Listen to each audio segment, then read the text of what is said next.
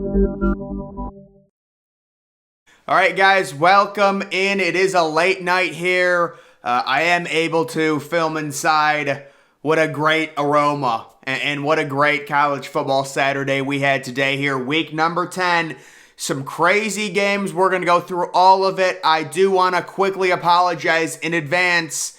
These games are not in order because I'm doing it with the computer. It's a little weird.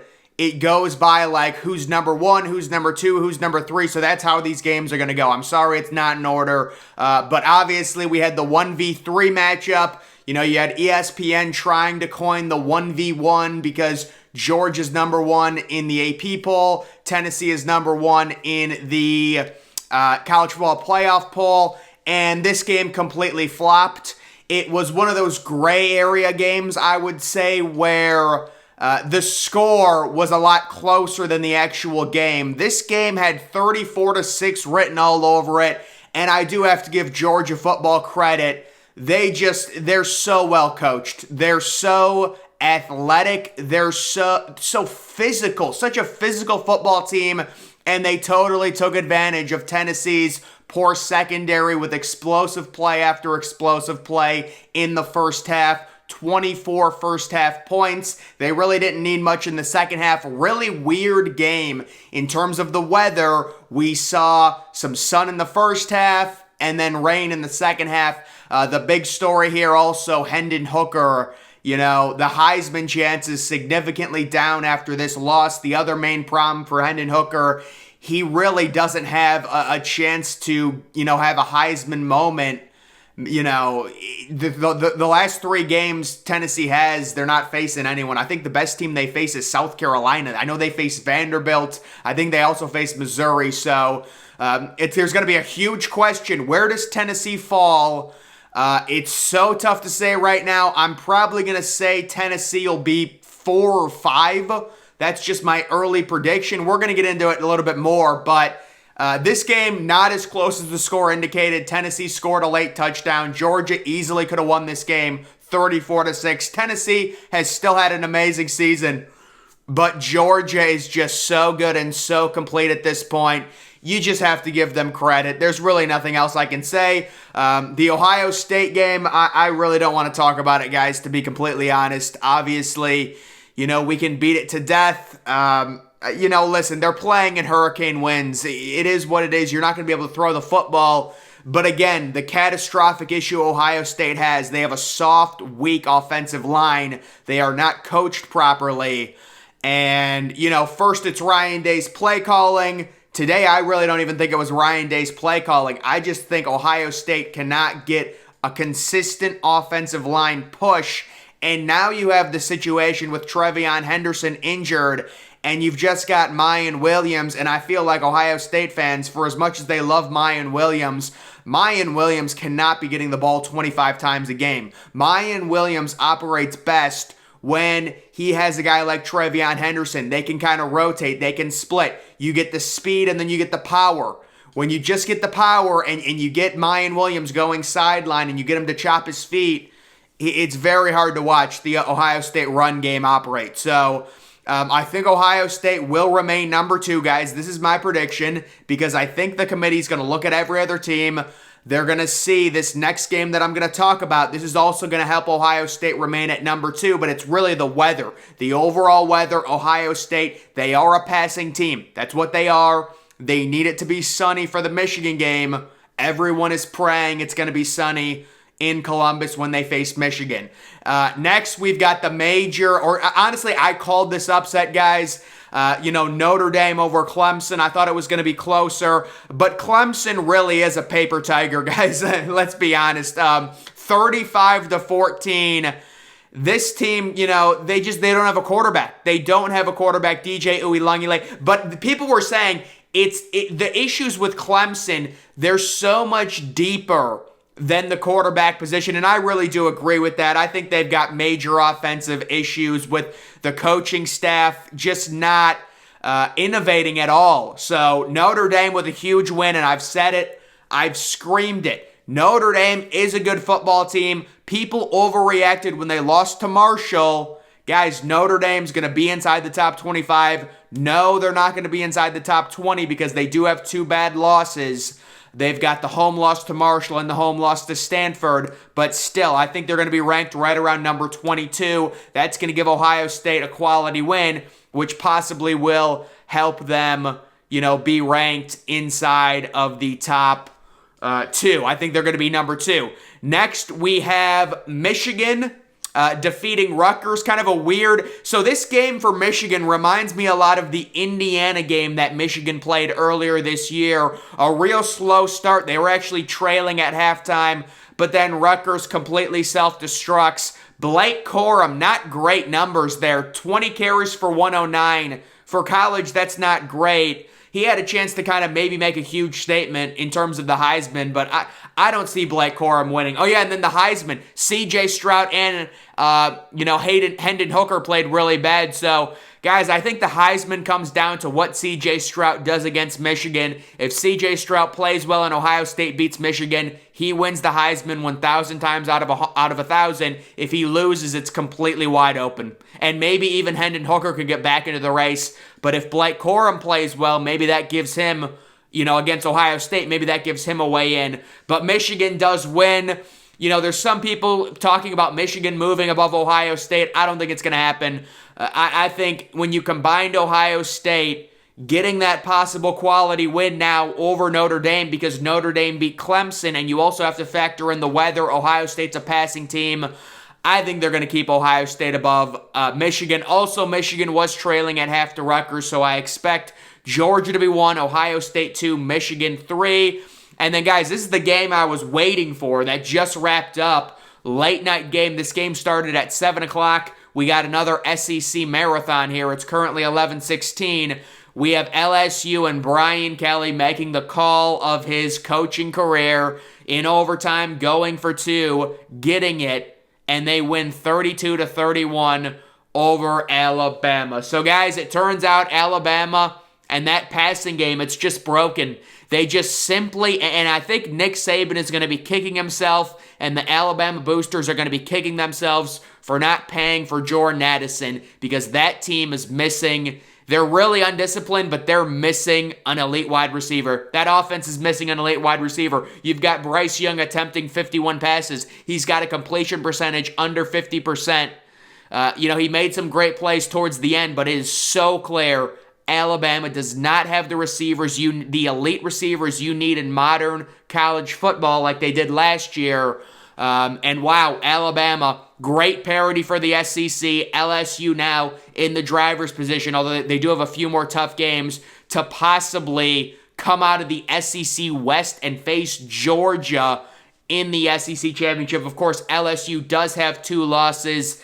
I'm sure LSU fans are already going to try and see if they can work some magic. Can a 2-loss SEC champ get into the playoff? I do think it's possible. You would need a few things to happen, but we will see. That's a major win for LSU, and I have to give Brian Kelly credit. I completely misread that game.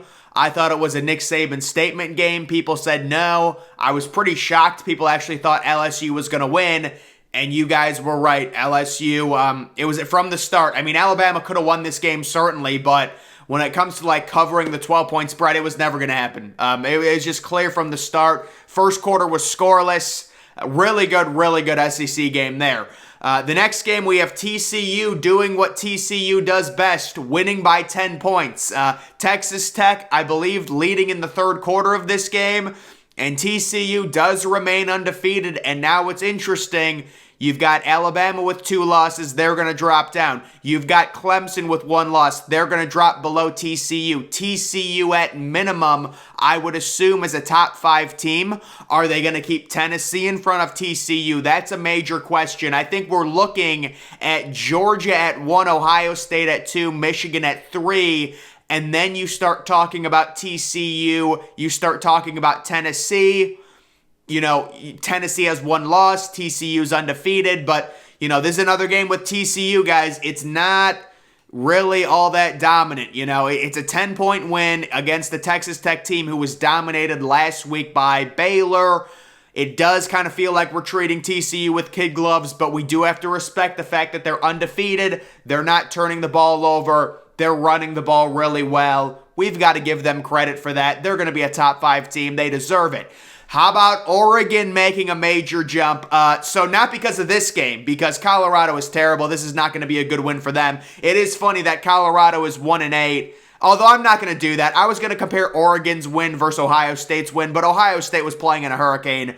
Oregon was playing in sunny skies. But, yeah, Oregon beats Colorado. The only drama would be, would they cover the spread? And they do end up covering the spread. It was a 31.5-point spread, and they won by 39. So Oregon is going to be moving up. And, guys, Oregon, for as bad of a loss as they had in week 1,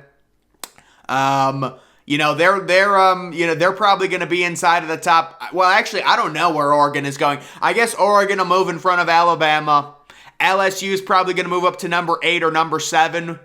Oregon's probably going to move up to 7 or 6. I don't know. But yeah, I mean, they beat Colorado. Colorado, I would still consider the worst Power 5 team. Texas beats Kansas State in the ultimate Big 12 parity game. So both of these teams are now 6-3. The Big 12 parity reigns supreme. Texas was a surprising 2.5-point favorites. Adrian Martinez, not a bad game, but the major story here, Bijan Robinson, the superstar running back, 209 yards on 30 carries. Texas, they were winning by a lot in the second quarter. They actually scored 27 first-half points. Or actually, they scored 31 first-half points and just 3 points in the second half, but they hang on. That is a big win for Texas, and that is the parity of the Big 12. We have Utah dispatching of Arizona 45-20. Utah's a really good football team. Arizona has a terrible defense. That's pretty much all that needs to be said on this game. Utah, I do think pound for pound, possibly. I think Utah on a neutral field is better than Oregon, honestly, guys. I know people love Oregon and stuff, but that week 1 game, it's disgusting, and it can't be rewarded, guys. It can't be rewarded. So we like Utah 45-20 there. Penn State beats Indiana in a possible letdown game. So, guys, the spread in this game was only 14 points. Penn State, phenomenal job. There's a veteran team, James Franklin, getting these guys up for a road game, and they crush Indiana. They do exactly what they need to do. There's a 31-point win. They were 14-point favorites. That is how you do it. Penn State football should be a top 12 team. I don't know if they're going to be, but they're really good. Well, here it is, guys. The Big Ten West, rest in peace. Michigan State beats Illinois. Just inexplicable loss for the Big Ten. This kills the conference in terms of the West. So Illinois is probably going to be unranked. Maybe they'll be ranked 24th or 25th, but this is a horrible loss. Michigan State is 4-5. The problem with Illinois, how about Chase Brown, another 100-yard gain? But it's just really the lack of explosive plays for Illinois. Michigan State doing enough, getting some bounces, and they win on the road. That's what can happen when really, the talent between Michigan State and Illinois, Michigan State probably has more talent, honestly, or it's at least comparable. So this result isn't completely shocking. And again, when you have an offense that isn't that explosive and you get down, these upsets can tend to happen, and that's exactly what happened. So the Big Ten West at this point, guys, you had Purdue, could Iowa, man, imagine if frickin' Iowa. Guys, the only thing, my only wish out of the Big Ten West is we get new blood. Whether it's Illinois, whether it's Purdue, I want new blood in the Big Ten Championship. The last thing this conference needs is Wisconsin, although I don't even know if I think Wisconsin has too many losses, or like Iowa going to the Big Ten Championship. That is the last thing this conference is. And it's nothing against Iowa, but I'm just saying. We've got North Carolina beating Virginia. Virginia had a very nice backdoor cover of a 7.5 points there. North Carolina wins by 3. Drake May, pretty good game. North Carolina, they're 8-1. I'm sure they're going to start getting hype. It's a cute little season. It's not going to be... Maybe they can beat Clemson in the ACC Championship and finish with 1 loss and go to a New Year's Six Bowl. I think that'd be great, but Obviously, they're not making the playoff or anything like that. That was a game. They didn't cover the spread. It was pretty much how we expected it to go. Virginia scored 7 points in every single quarter. I'm just looking at that right now. That's pretty funny. Kansas annihilates Oklahoma State.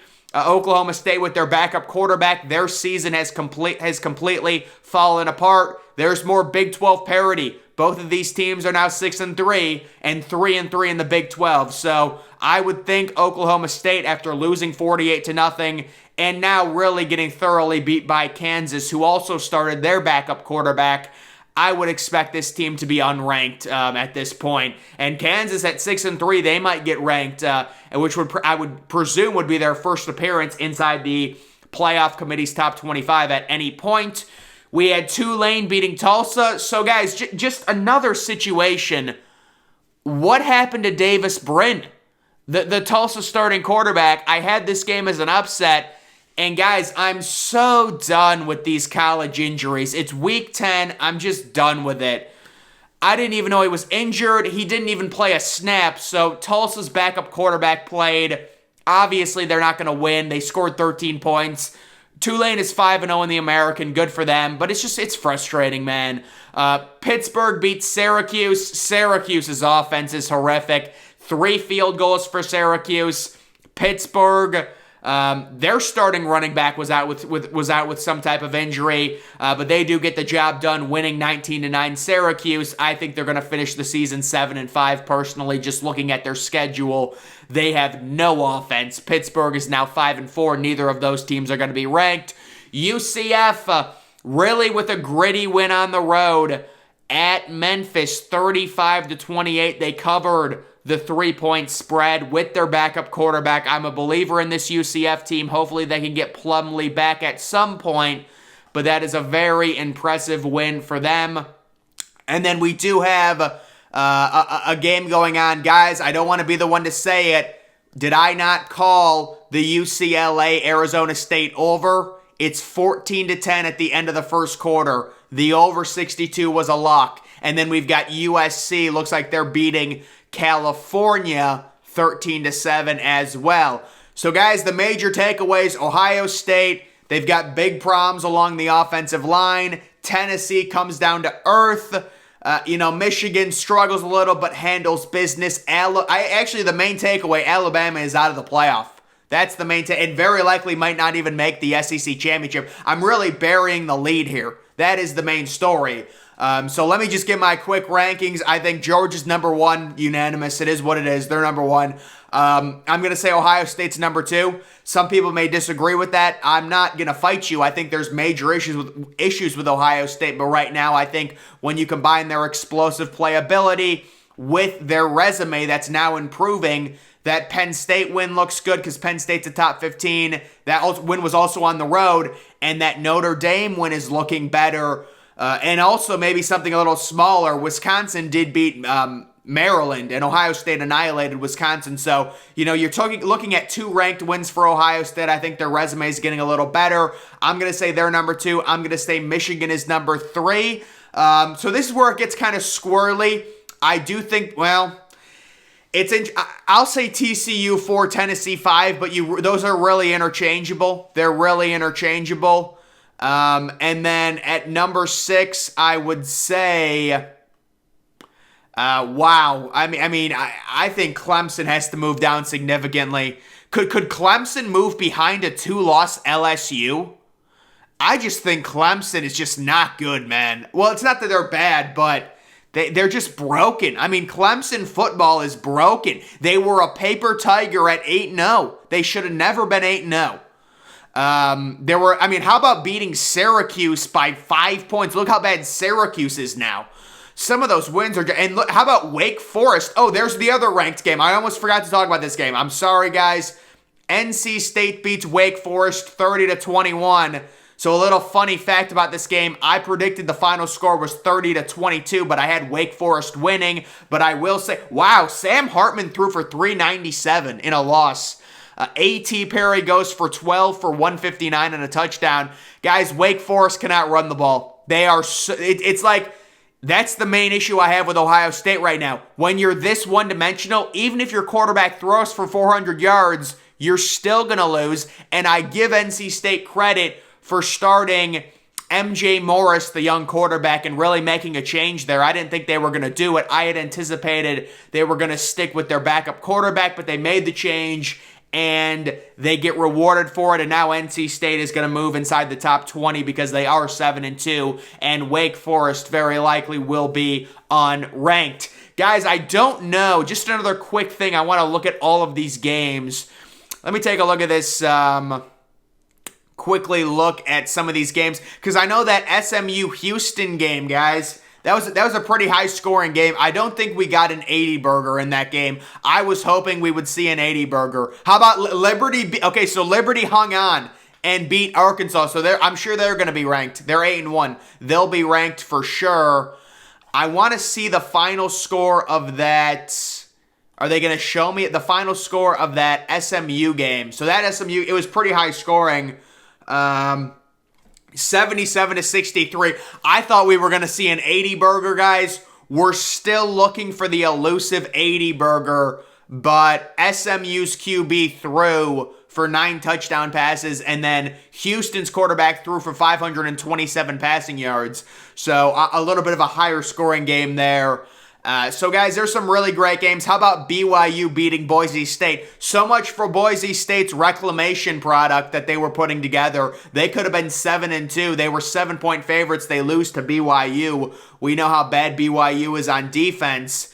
North Texas handles FIU. FIU goes back to being horrible. UTSA beats UAB. I cannot get UAB right. I'm so sad what happened to UAB. How about Washington State dropping a 40 burger in the first half against Stanford? That's amazing. Baylor football, guys. Trust Baylor football. They get a big win against Oklahoma. Credit to them. Marshall shuts out Old Dominion 12-0. That is amazing. Old Dominion starting quarterback. 46 pass attempts, 198 yards. Good for Marshall, man. That's awesome. Wisconsin with a big win over Maryland. Lower scoring game. Maryland football. Tua's brother. 23 pass attempts. 77 yards. Graham Mertz went 5 of 18, and they won that game by 13 points. Western Kentucky shows life. They annihilate Charlotte 59-7. That's a good football team. Iowa beat Purdue. Oh, my God. How about Iowa's running back, 200 rushing yards? Purdue scores 3 points at home. They get trounced. Both of those teams are 5-4 now. Minnesota is 6-3. They come back, and that was kind of one of the surprises of, the early window. Everyone was talking about Ohio State was losing to Northwestern. The other game, it was like, how is Nebraska up 10-0 at the half? Those were the two big games. Florida beating Texas A&M. Texas A&M had all those players with the flu, including their young quarterback. Good for Florida. I actually don't even know what happened in that game.